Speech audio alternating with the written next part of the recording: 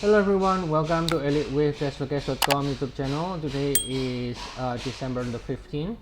So we're gonna take a look here at the chart of the SPX from the chart of the day. Here is a 60 minutes time frame, and as you know, all the indices more or less break to new all-time high. The US indices, the Dow already did it, S&P. And now I think what we like to do here is looking at the more like in the short-term structure to see whether the current rally is about to end or it has more to go in the shorter cycle, right?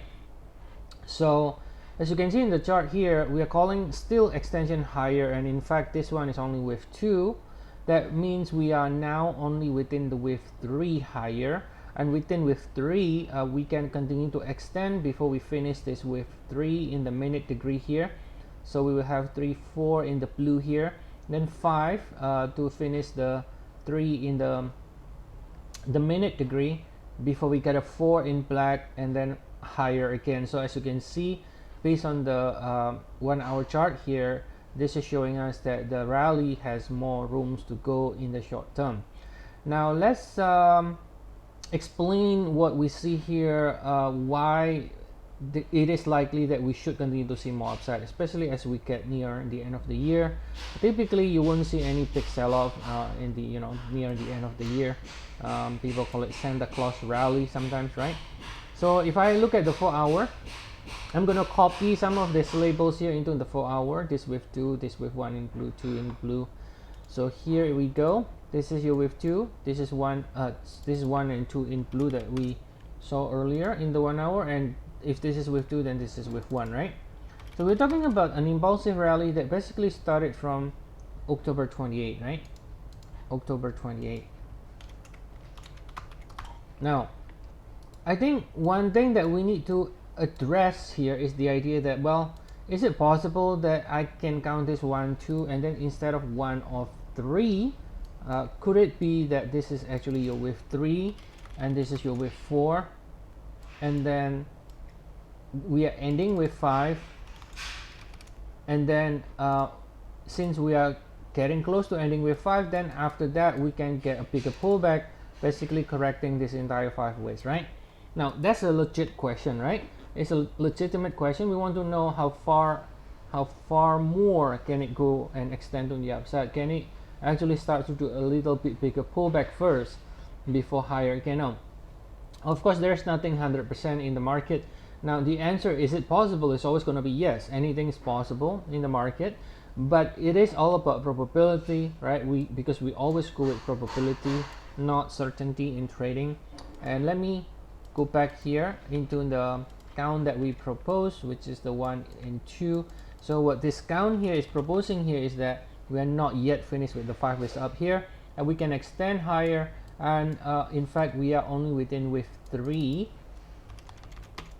right? Within wave 3 of 3. So if I complete the entire structure, it will be looking something like this: 3 4, and then you get a 5, and that will only end your wave 3, right? And then you get a 4, and then you get a 5. So you can see there are a couple more highs to go in the shorter cycle here.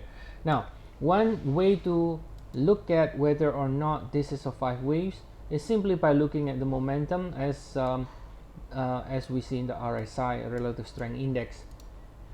So you can see here, if I look at the 4 hours, my time frame of reference here, you can clearly see this is the strongest RSI. There's no divergence at all compared to the previous peak, right? So the previous peak is this one, right? This is the most significant previous peak. We want to check to see if this is actually 1 2 3 4 5 over here versus here. This one is the highest. So this is usually, probability wise, is not a wave 5. Wave 5 should always come with a divergence like this. This one doesn't have. Now we also need to double check by checking the lower time frame. So if we check the 1 hour time frame, and we want to pay special attention to the RSI around this area, which is the significant previous peak, versus the RSI here. If I go down again, so this is the previous peak, right? The one that we suspect, can it be wave 3 here, and then the RSI here. So let's check out. So you can see the RSI over here is the highest, the strongest, and over here is not, and even the previous one is not. So you can see clearly there is no divergence as well in the lower time frame.